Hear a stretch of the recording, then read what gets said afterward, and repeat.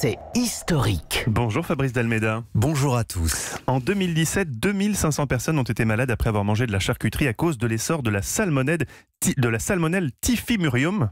Les contaminations ont explosé en 10 ans, mais cette bactérie, sous toutes ses variantes, sévit en fait depuis très longtemps, Fabrice Dalméda. Ben oui, et on le sait, grâce à une série de chercheurs internationaux, et notamment Louis Pasteur. Sa théorie sur l'existence des microbes a permis de nouvelles recherches sur les vecteurs d'une vieille maladie qui s'appelait à l'époque la fièvre typhoïde.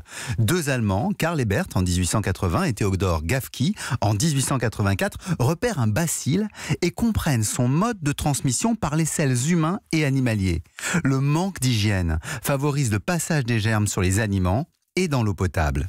Et qui a découvert la bactérie salmonelle ? Un Américain, Theobald Smith, en 1885. Il était simple laborantin à l'administration fédérale de l'agriculture, au bureau des industries animales. Smith isole la bactérie sur des glandes de porc. Il publie ses résultats sous l'autorité du chef du bureau, le docteur Daniel Salmon, un vétérinaire qui a étudié les théories de Pasteur.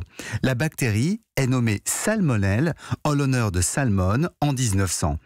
Ainsi, Salmon va pouvoir comprendre l'importance de la prévention pour les troupeaux. Après une belle carrière, il meurt le 30 août 1914 sans avoir vu la plus grande application de sa découverte. Laissez-moi deviner, un vaccin utilisé pendant la Grande Guerre. Oh, quelle science! Oui, c'est le Britannique Amos Wright qui met au point le vaccin en 1904. Grâce à lui, en 14-18, les soldats survivent aux conditions abominables des tranchées, mais malheureusement pas toujours au combat.